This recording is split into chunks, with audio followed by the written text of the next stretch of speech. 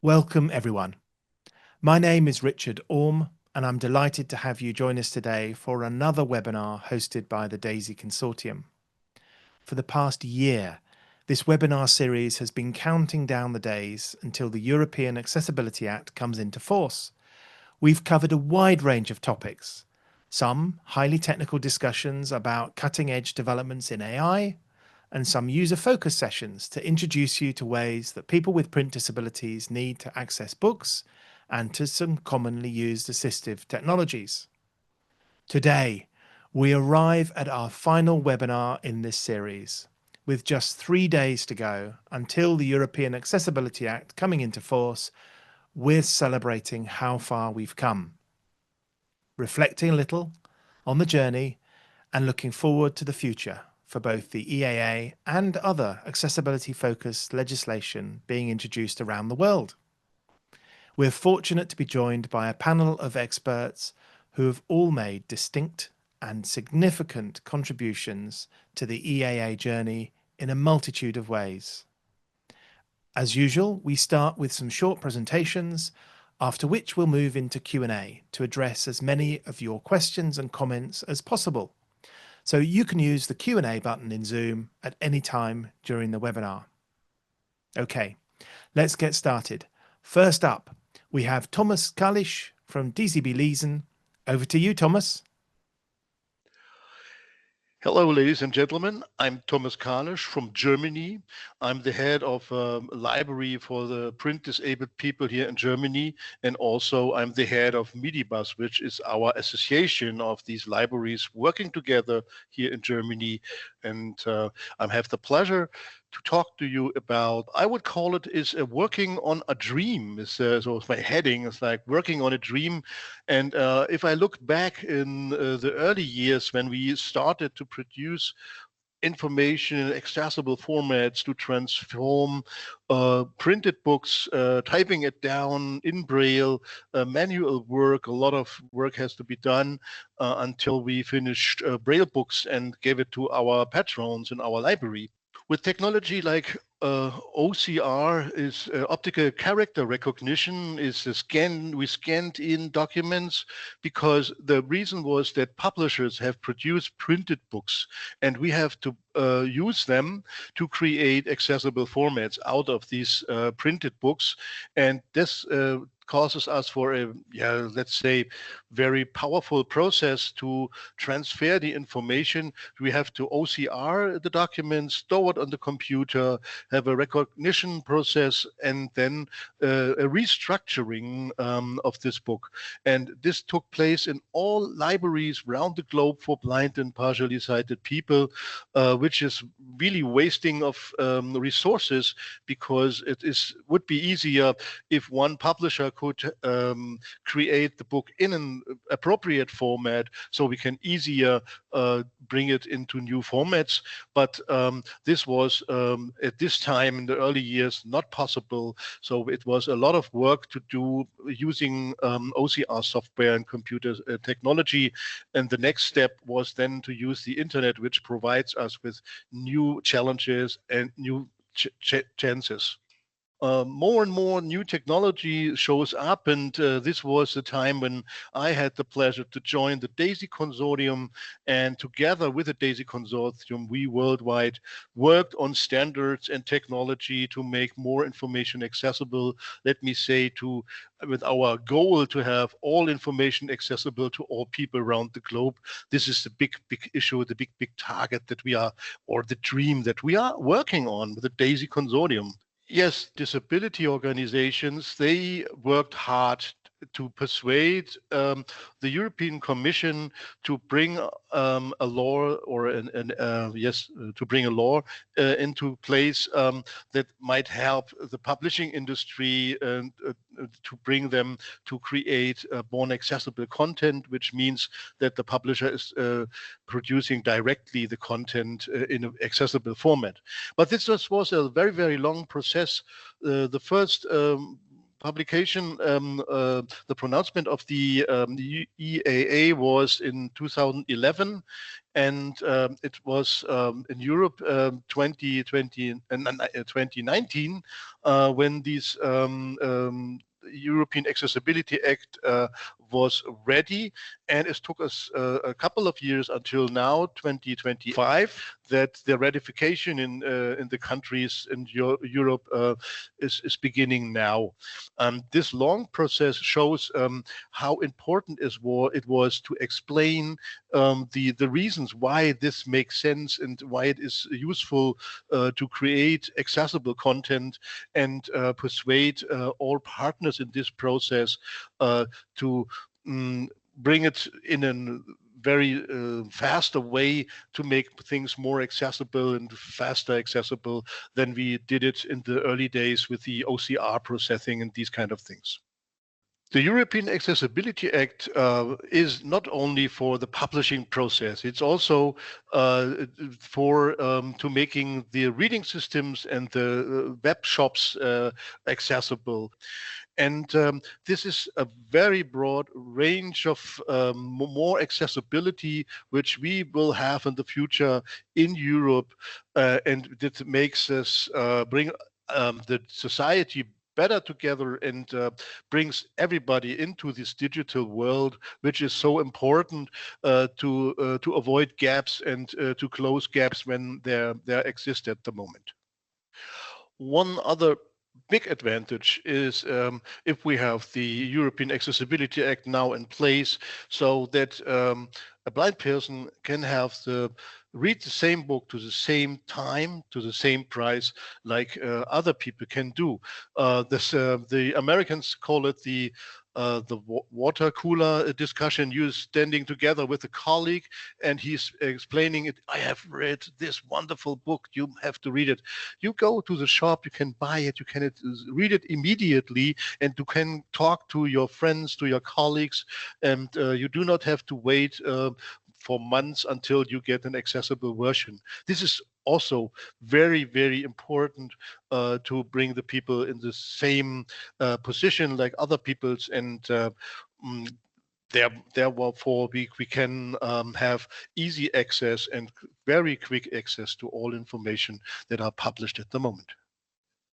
Due to the European Accessibility Act, we will find in the future more educational materials published in a digital way, in an accessible format, which really will be very, very helpful to have direct access for people who are learning new jobs, want to educate themselves, or are studying. And so that's why the European Accessibility Act is very important, not only for leisure reading stuff, for fun, also for the education process, to bring the people together, to give them the same chances and same possibilities like other people have. When I think at my childhood and during my education, it was very hard to get access to literature and also for educational materials, especially. To lend books in Braille, if it was produced, it was a long process until I get this book and could read it. And when I think of my educational time during my studies, I have to use my own typewriter to type things down, to write things down, because there were no educational material for me in an accessible format. When I think today, the situation is at universities and educational centers where you can find, as a blind or a visually impaired person, where you can find accessible material that brings you in the same position, in the same situation like sighted people, like colleagues. They are sitting next to you, your students, that you can learn together, exchange the experiences, and you do not have to wait until someone is writing things for you down. You can do it by yourself. You can use the internet, and all these information are accessible, available at the moment in the internet. And now we are on the day before the ratification of this European Accessibility Act is taking place. And so we have a lot of good examples. We had a lot of good experiences that we made together with the publishing industry. Not all is accessible, I have to say, and we're still facing challenges that we have to overcome in the next years. But we learned that we can work together, that we can learn from each other, and we can bring it forward, that this dream coming true, that everything is becoming accessible to everybody in the world. This is the dream that we are working on, and I hope this will be becoming true in the near future. Thank you very much. Thank you, Thomas, for that wonderful presentation. A reminder that if you have questions or comments for Thomas or any of the presenters, you can use the Q&A button and we'll get to those shortly. Next up, we're delighted to be joined by Cristina Musinelli from Fondazione LIA. Good afternoon, everybody. It's really a pleasure to be here with you. I had been requested to provide you some information on the evolution of the European Accessibility Act and the foundational instrument that had been created in these years, and also to highlight some of the main issues that are still remaining. As you may remember, the goal of the European Accessibility Act is to prevent barriers to free movement, and especially the one arising from different accessibility requirements in member states. In particular, as Thomas already explained, the European Accessibility Act includes all the e-book value chain. And this means a very important paradigm shift from the traditional way that accessible content are produced to a completely new way of producing accessible content in the way that is normally known as born accessible. This means a big change for all the actors, including publisher, content creator, institution, public and private company, international standard organization, but also end user.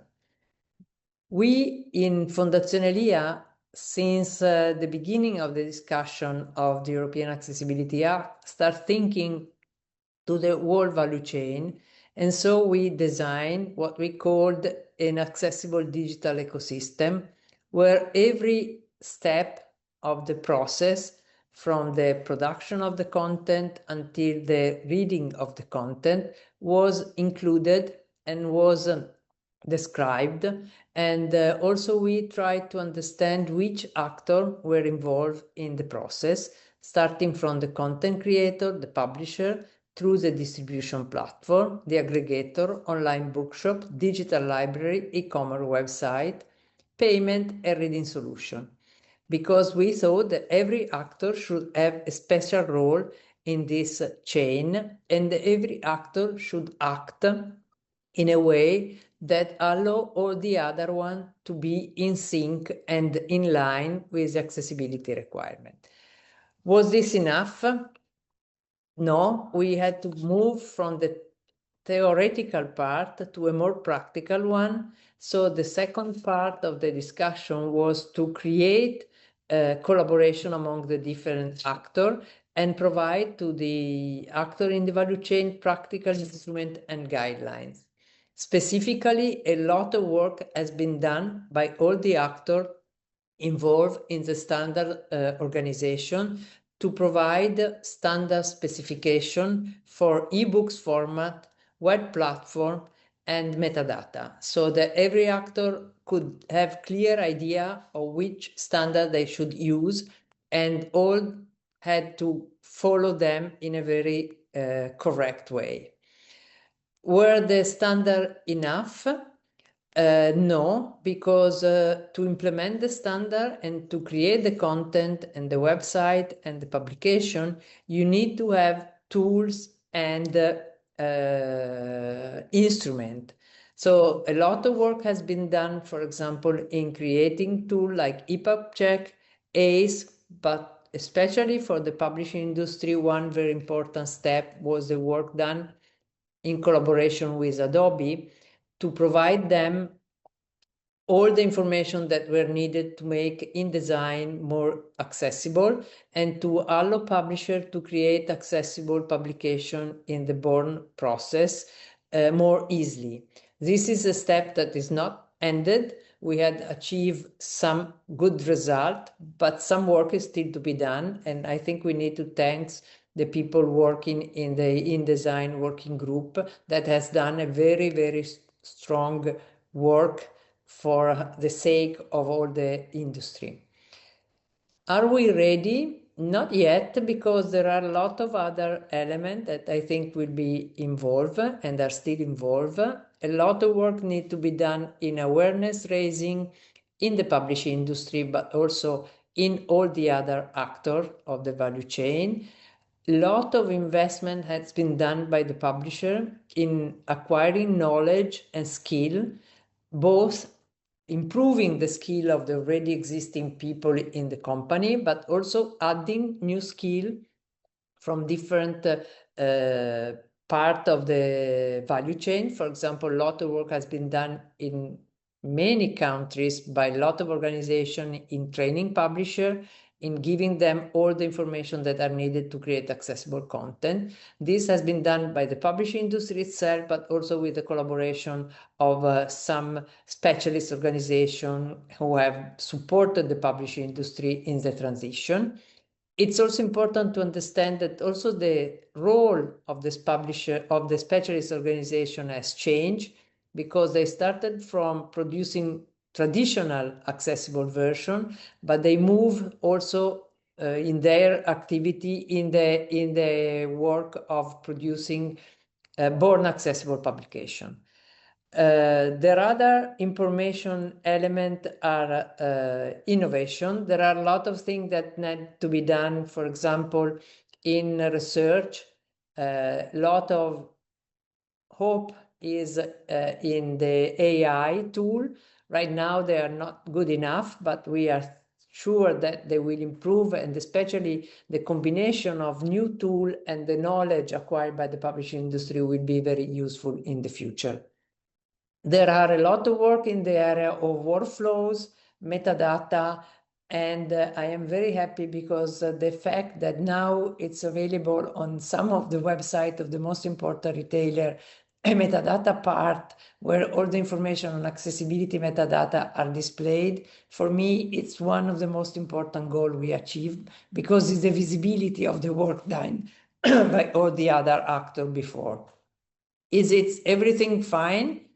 No, because there are some elements that may create some problems in the implementation of the act. Especially, I think this should be very well considered, because the national implementation may bring back the act to the not harmonized situation.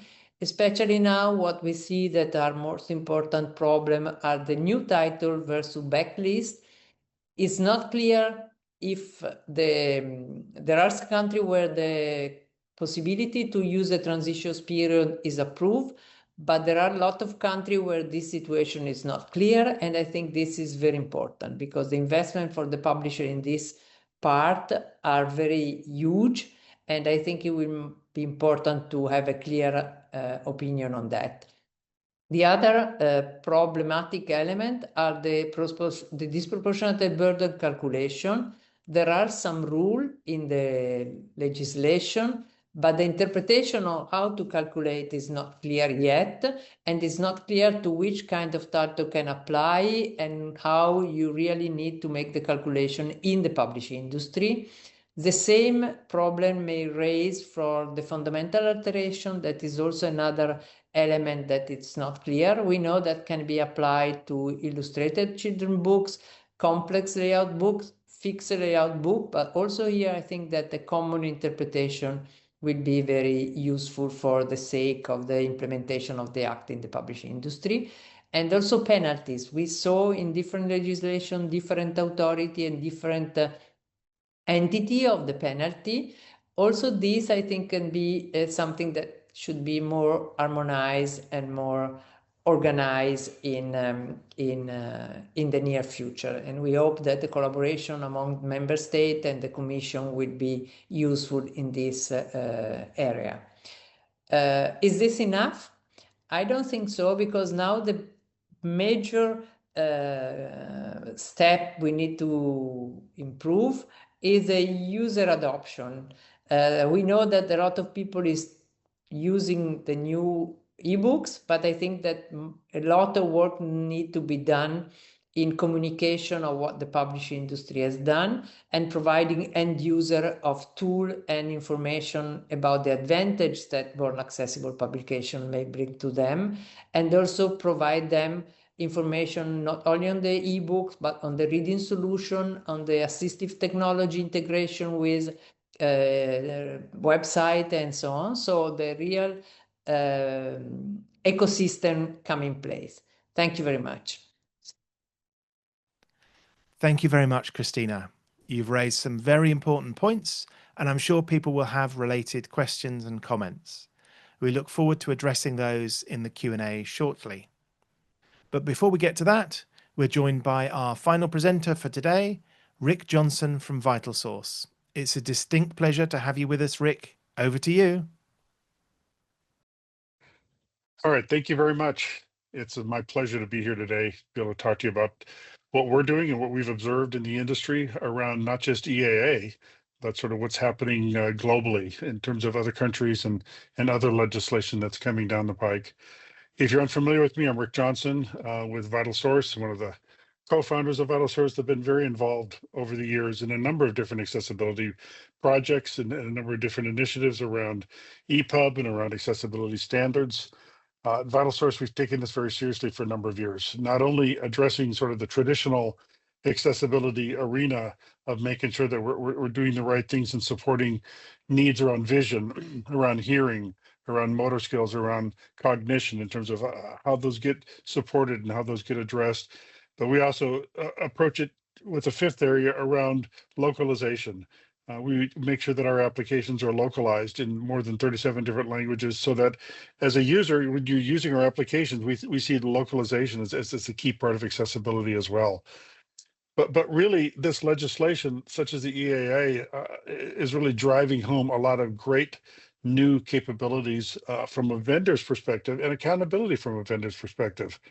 I've got a quote on the screen here from Alistair McNaught, a great friend of the industry and a great friend that I'm sure many of you are familiar with, talking about how mature legislation really drives the focus and shifts the focus away from looking at the individual and what their specific needs are to looking at the vendor who's providing that service and holding them accountable and making sure that they're delivering what the vendor needs to deliver in order to solve the problems that users have. And one of those key problems is really around how do students find information around what they're getting. Slide on the screen here talks about a study recently from the World Health Organization. And yes, we all understand there's a lot of people in the world that have a disability and need some help. But that third point on the screen here is something I want to drive home, at least from our perspective, and what's motivated us. And that is among students who've responded that they had a disability while attending a university or attending a college. Only a little over a third of them informed the college, informed the university, worked with the disability services groups that were available to them. Nearly 2/3 of the students tried to solve the problem themselves. And really that need of helping students solve the problem themselves is where the focus is that we at VitalSource were driving and where the EAA really led the way in terms of providing some guidelines for what to do here. When I talk about how we approach the EAA and how we approach things like Title II in the US and other legislation around the globe, I talk about the 3 Ds that you see on the screen here: discovery, disclosure, and debt. And really, this is the key area that we as a vendor really look at and focus on. Readers, learners, instructors, people who are adopting materials in the education environment need to understand what's in that content before they make a choice to buy it, before they make a choice to adopt it, before they make a choice to use it. And that can only happen if I, as a vendor, am properly disclosing things, and if I fixed my own house, if fixed my own issues before we take a look at what's going on in the content. And so when I talk about these three areas, debt, it's really about how we drive sort of best practices in solving the things you would expect a vendor to solve, make sure that our own applications are accessible. And then with design or disclosure, it's really about making sure that we're being honest and transparent in how do we provide information to you to make a decision. At VitalSource, we do this through a website, accessibility.vitalsource.com, where you can see all of our information. We can see our third-party audits, where you can see the different checklists and our accessibility statement and understand where we are being transparent, where we know we have gaps, and how we are closing them and what our roadmap is. But with the EAA, it's really about that third area, discovery. This is really what the legislation drives, and it's impossible to solve the discovery problem without good metadata from our partners, without publishers working with us, without partners working with us, and the industry helping drive standards around metadata so that we can provide that metadata in a way that's easy to understand, easy for users to consume, and it's not highly technical jargon that only specialists understand, but it's easy to understand phrases that accurately describe what the metadata is about and what claims are being made by the publishers about the content that we're delivering or that people are evaluating. We also need to be able to provide reporting so that publishers and institutions know what that metadata looks like before they adopt that. All of that gets driven by a workflow that comes to us through a digital publishing ecosystem. The publishers provide us that metadata either in the EPUB using the schema.org reference or through an Onyx feed, providing us with that information. And then we can display that information using the accessibility metadata display guide that the W3C has recently produced. This lets us provide a very easy to use visual way of seeing the information and discovering that. On the screen here, you see an example here in one of our storefronts where you look at a title, you open up the accessibility tab, and now I can see, instead of technical jargon, really easy to understand phrases that you heard talked about earlier in the other presentations. And in this example here in our bookshelf application, you see on the right-hand side there, again, those same easy to understand phrases, again, localized in 37 languages. So if you're using our application, one of those languages, you will see this in something that you understand. And we provide this information to the industry and to partners as well through APIs and through catalog feeds, as well as that panel that shows that. We provide that as an embeddable iframe. If you just want to be able to pull that up and very easily embed that in, so you can gain access to that without doing a lot of the heavy lifting yourselves as one of our partners. So I mentioned Title II earlier. If you're unaware of what Title II is, and if you've been focused on the EAA, Title II is really driven out of legislation in the United States around the ADA, and it's Title II of the ADA as it applies to what are called public entities. What this basically means is if you're a public entity, like an institution of higher ed or of other learning, and you take federal funding, you take federal support of that funding, you fall under this category of what's called Title II. And in 2 years ago, in May, there was a new ruling that came out that basically set a standard, one that we're all familiar with, the WCAG 2.1 AA standard, as the technical standard for compliance with Title II.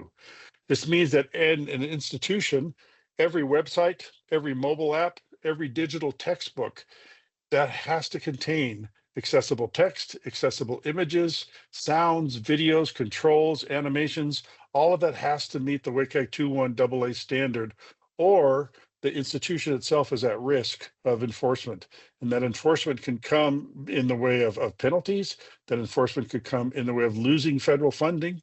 And it's different from the EAA in the United States in that in the EAA, the onus is on the vendor. For example, my own VitalSource, where we need to meet the requirement and we would provide and suffer from any enforcement. In Title II in the United States, the institution is the one that's on the hook. And if they're using a vendor's product, they're using our product or somebody else's product, and we fail to meet those standards, we put that institution at risk. And so it's a great way of focusing the work that needs to be done and making sure that the institutions and the vendors are working together.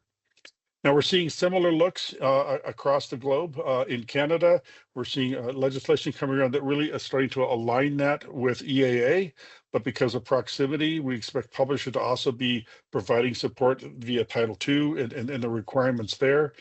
We see the same thing in Brazil and Australia and others looking around the world. Really, the European community leading the globe, much as they did with privacy and GDPR, with the EAA and driving that type of legislation. So sort of wrapping all this up, I've talked about the work we've been doing over the years and getting ready for this, but just because the EAA enforcement is starting in a few days here, doesn't mean we're done. As you all know, and as we all believe and understand, providing accessibility is something you never arrive at. It's never a checkbox that says you're done, you never complete it. It's a continuing journey we all go through. In this case, we have, for example, the Title II deadline that's coming in April, but we know that even beyond that, as other legislation is looked at in the United States here, there's currently information that's being sent around and looking at for Title III, which broadens it to all public access types of use. And we know that there's going to be continuing improvements as WCAG evolves. We know the WCAG 2.2 standard is out there, and we all know that the work that is happening around what's referred to as WCAG 3 or goes by other names from the W3C. This is a continuing process, and we at VitalSource are committed to it. We're ready to work with the community and to work with all of you all to help drive this solution into the marketplace. Well, thank you, Rick, for talking about your innovative work at VitalSource and for giving us a glance at the accessibility journey ahead. So we'll move now into the Q&A section of the webinar. And if you have questions for Rick, Christina, or Thomas, then you can use the Q&A button in Zoom to submit these, and we'll cover as many as possible. So the first question, Thomas, is coming to you, and you describe very eloquently all the work that's done by specialist organizations using technologies like OCR and making Braille and so on. So the question to you is, will there still be a need for all of that work after June the 28th? Yes, thank you, Richard, for that question. Um, there will be a need for this kind of work, but it has changed and it will more change in the future. So we do not need any more OCR technology, but we have to have a good translation into Braille. We have to have good Braille printers because we want to print in Braille or also in large print. And to make the information in the digital way, in ebook format accessible, it's also good for blind readers to have it in a good Braille transforming quality.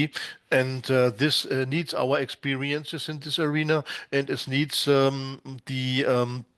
for example, also, if we want to draw tactile graphics, this is also a very big issue in schools or in seminars to not only have digital stuff, also to have printed out materials and also to combine it with digital materials.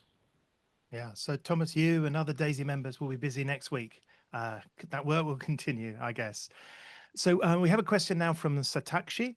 And Satakshi, thank you for the question. Satakshi asked, how has the European Accessibility Act fostered collaboration between publishers, between technology providers and accessibility experts? And specifically, can you share some examples of successful partnerships? Maybe Thomas, you could answer this first. Yes, I would love to answer this. So I would like to mention the collaboration between the Börsenverein, which is the German Association of Publishers, and Medibus, which is our organization, where the libraries for the print disabled working together, and also with the DAISY Consortium. So we created this kind of task force and created a lot of working groups and I have to say, so we're cooking with the same water. This is what we figured out at this work. There were a lot of questions from the publishers and the booksellers how we can establish a good accessible book. And so we had good answers, and we saw that these technology that we used and we can use in the future is internet technology, is high-end cutting edge technology with the EPUB format and XML stuff. And most of these publishing people who work in the technical arena, they were very happy to share this knowledge with us, and they said, that's good, and we have the same idea here, and we need to persuade our management that it is important to use this kind of technology and bring it forward. And so this made a very good and successful collaboration process that we made in Germany. Great. Well, that sounds like a win-win. I mean, through our webinar series, we've featured lots of collaborations. I wonder whether Christina or Rick, whether you had examples of these great Yeah, collaborations. I'd love to comment on that question. There's no way that VitalSource could have done what we've done over the last decade around accessibility by ourselves. We absolutely needed leadership from people like Daisy. We needed standards from the W3C. We needed to learn from experts in the field. I see Laura Brady in the queue here, a great example of an expert in the field that we all learned from. Publishers that we work with, it takes all of us to work together on this. Nobody can do this alone. So the collaboration is absolutely the key. And Christina, Fondazione EAA is all about collaboration.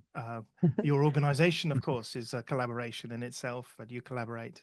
Any particular collaborations that stand out for you?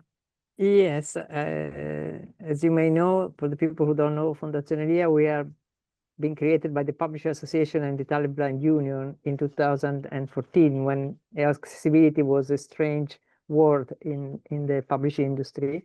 So we are, as Richard say, a collaboration, more collaborative. So this is important, but we are now working on a European project that the name is APACE, that is the same idea. So we gather together 3 publisher association and 3 specialist organizations coordinated by Fondazione EAA to work together, share experience, share best practice, make pilot project, make training, share information to all the participants of the network, but also abroad. And the network is very, very wide, because inside the network we have the partner of the project, but we also have the larger network. Every partner has other relationship, contact, connection with other people. So last year we have trained more than 4,000 people in event, training session, in fair person online, and so on. So I think this kind of project, we hope it's funded by the European Commission under Creative Europe, and we see this is a very interesting way of working together. Amazing number of people you have trained. Very good. That's really sounds very good.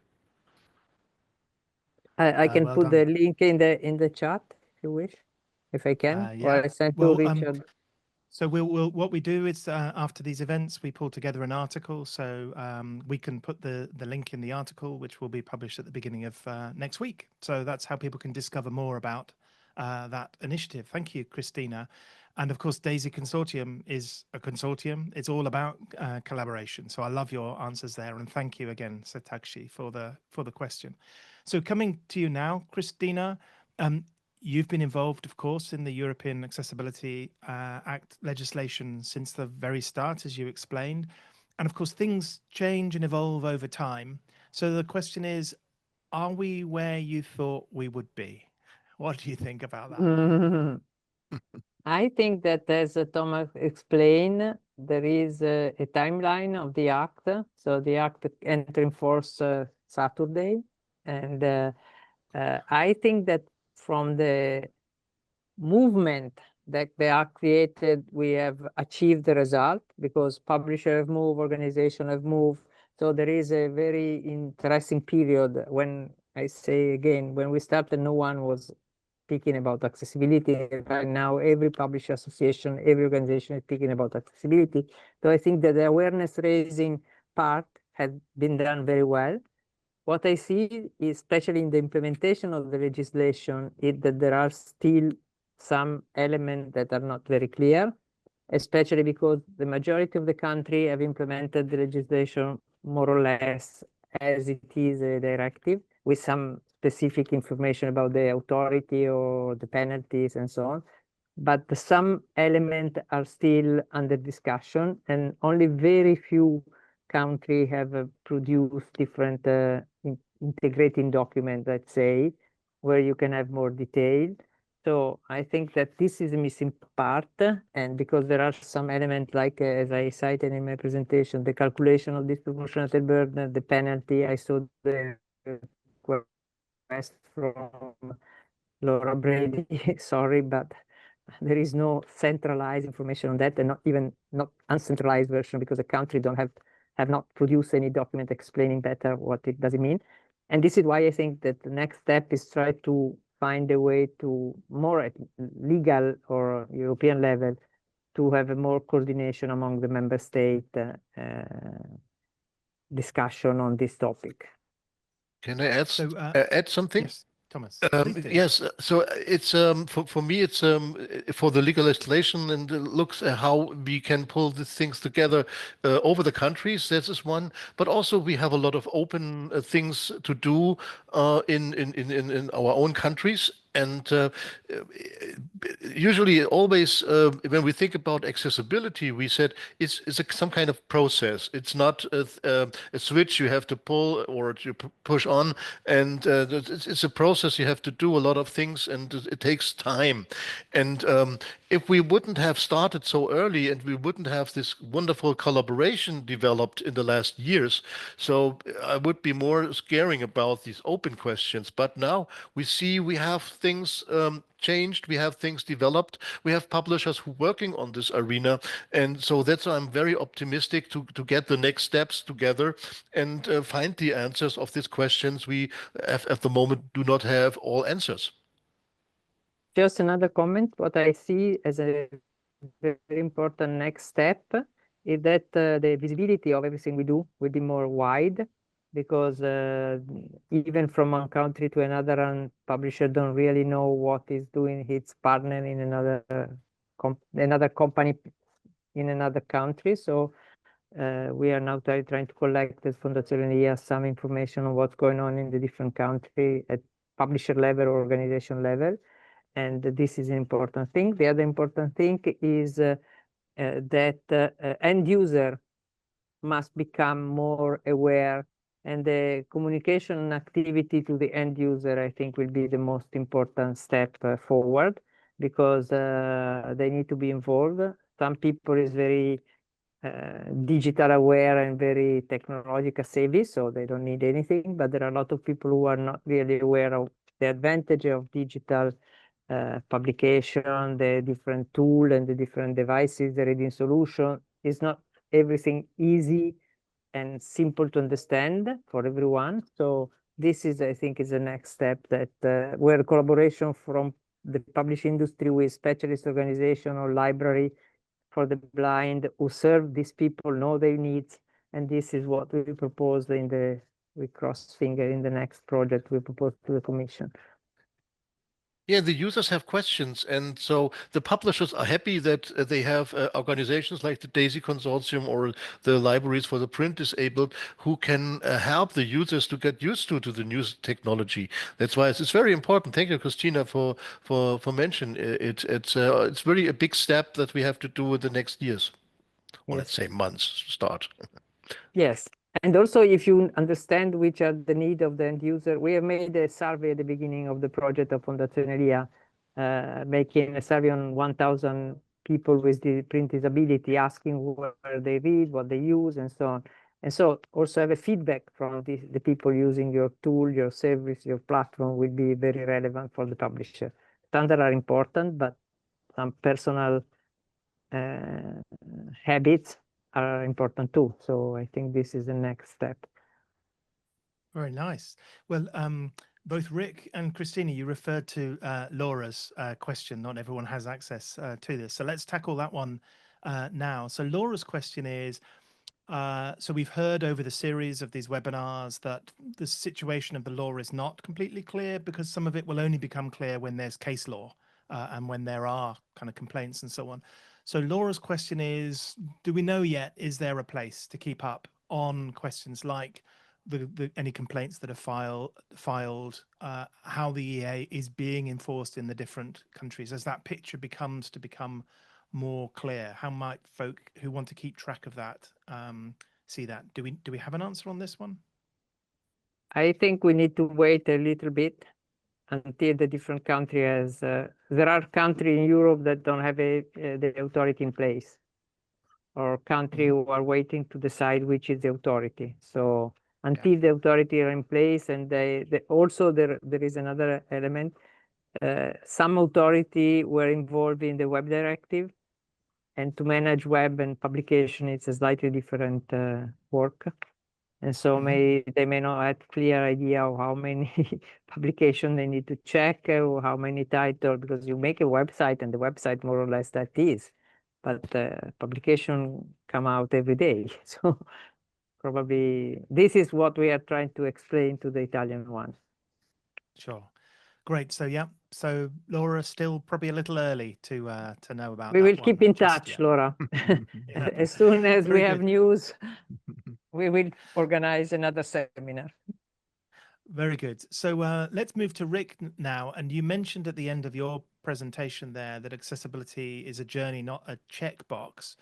And for publishers who are kind of new to this field, they might be a bit alarmed by that. Oh my goodness, is this ever ending? Is it open ended? So do they need to kind of continually revisit their publications and keep working on those? What does this look like? Do you feel? And what did you mean by that? It's not a checkbox; it's a journey. Yeah, I don't mean to alarm publishers by my answer there, first of all. Probably talking more to myself and to other vendors of reading systems, in that we have to stay current, we have to stay on top of things, things change for us. Operating systems change, accessibility technology changes, our own platform changes. And so that's the journey part.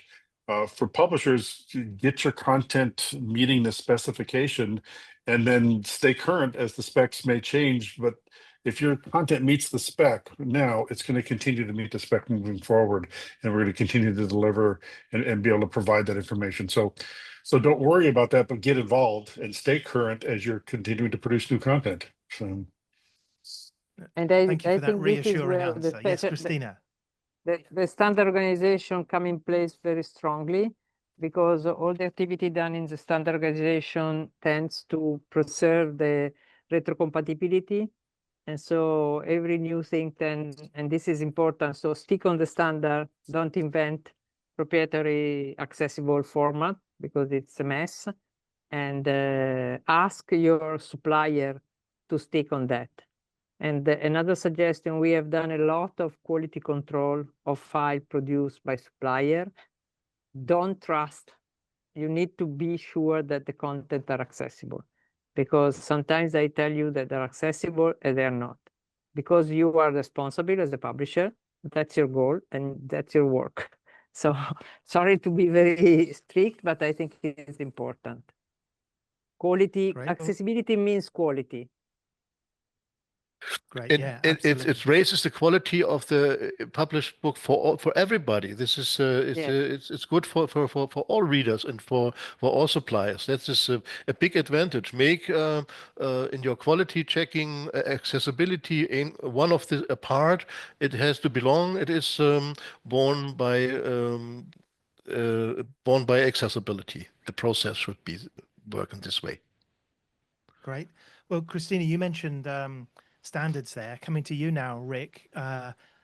VitalSource and you are very visible in those standards organizations. You spoke about this in your presentation, and thank you. We really appreciate you coming and talking about the work of VitalSource today. You really join in, you really participate. How kind of representative is this of kind of platforms and the technology kind of vendors in your view? Is there more that could be done here?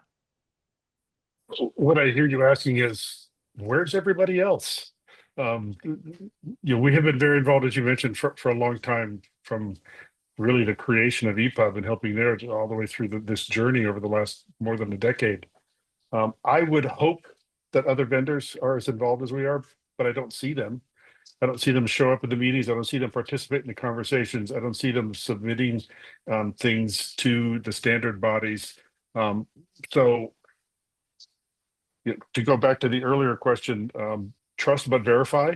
Let's hope they're doing the right things. I hope we're not alone in representing this. I don't think we are, but we need to see evidence of that. If I go back to my 3Ds of discovery, disclosure, and debt, let's make sure that the disclosure is happening from vendors, that they're being transparent about what they can do, and that they're addressing the debt that they may or may not have in their products.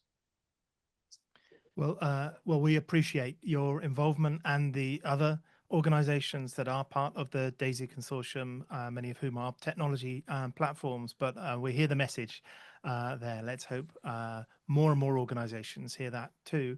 And sticking with something else that you mentioned, Rick, in your presentation, you talked about Title II in the US.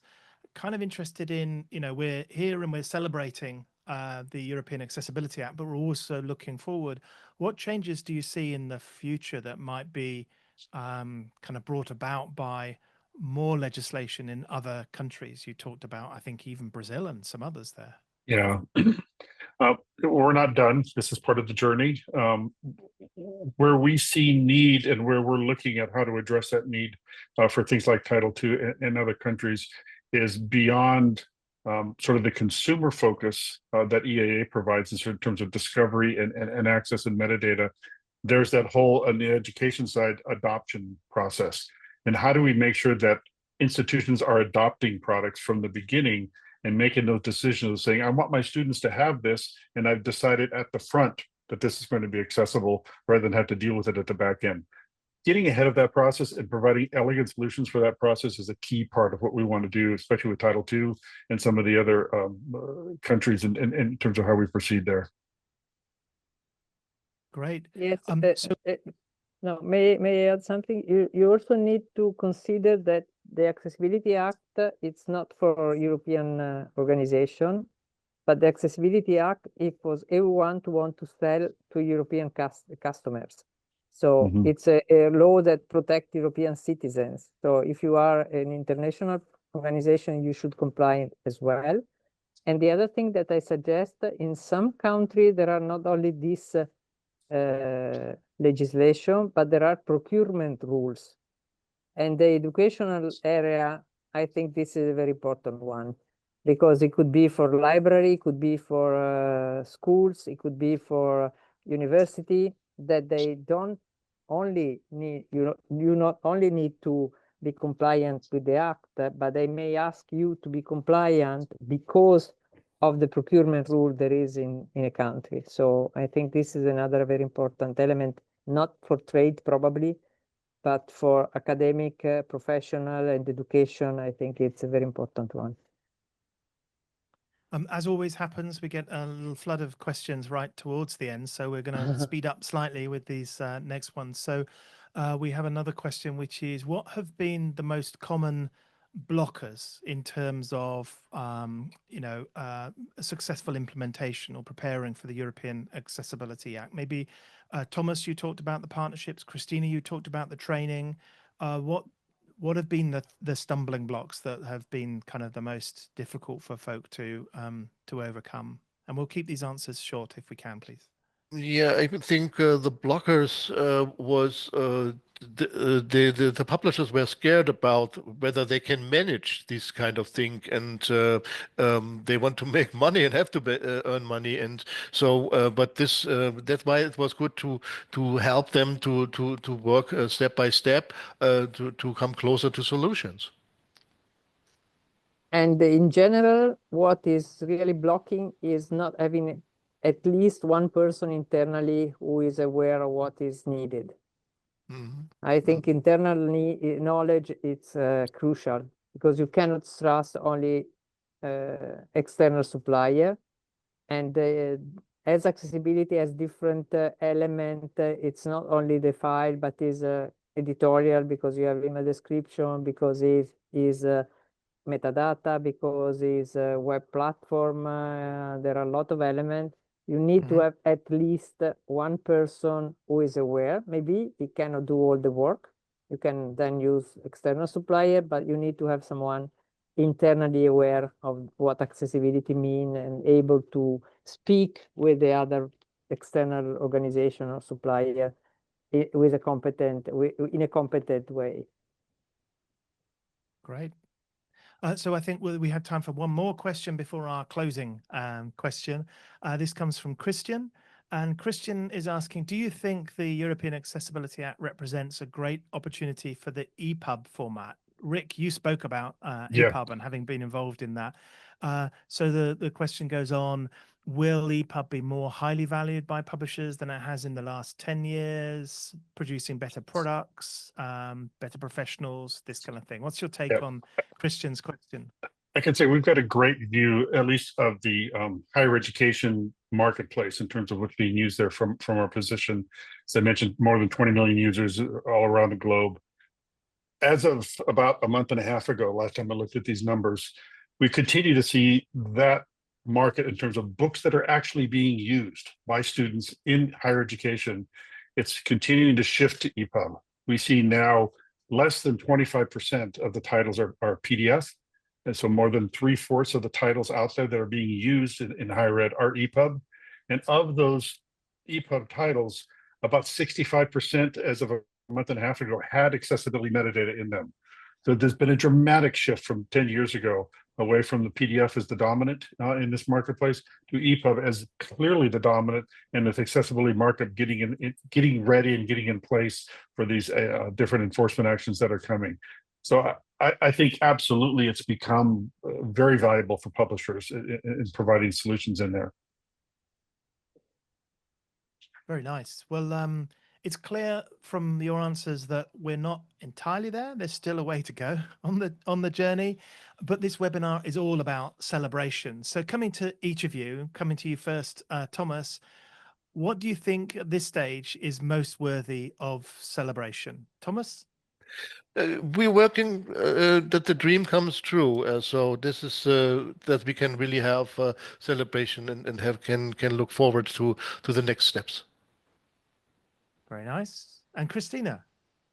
I think that the most rewarding thing for us is to see the metadata on the big store, on the small store, on the publisher store or catalog, because that is really display of what has been done in the background. If you have metadata, that means that someone have take care of the EPUB, that have take care of the website, and the dream is becoming more true. Great. And Rick, what are you celebrating? The obvious thing is we're celebrating, and that is if this is no longer just the domain of specialists, it is assumed now. Accessibility is a part of every conversation. It's assumed you're going to do the right thing. And the EAA is going to do for accessibility what GDPR did for privacy around the globe. And that's make it a part of every conversation. Fantastic. So we're celebrating the dream is coming true. It's visible on the websites and on the platforms, and it's everybody's job. What a great way to kind of bring this discussion to a close. And we're coming to the end of our session today. Thank you once again to Thomas, Christina, and Rick for being fabulous guests in this webinar and helping us to reflect on the journey so far and to celebrate this really important milestone. That's us for today. And it's also the end of this EAA Countdown series. Our thanks to the many presenters who contributed their time and their expertise to the webinars, to the staff at DAISY working behind the scenes to make it all happen, and most of all, thanks to you, our audience, for sending us your questions and submitting your suggestions, for watching and for sharing the resources with your colleagues. If you missed any of our earlier webinars, you can find the complete DAISY webinar archive, which now has over 50 hours of video, articles, and links to resources which cover all aspects of accessible publishing and reading. You can find those at daisy.org/webinars, where you can also sign up for our webinar announcements email list. So we'll be taking a short break from our monthly webinars, but we'll let you know on the announcements list when we plan to return. Until then, please keep your suggestions coming. You can email us at webinars@daisy.org. Thank you for coming today. I hope you'll join us again when we return. But for now, goodbye.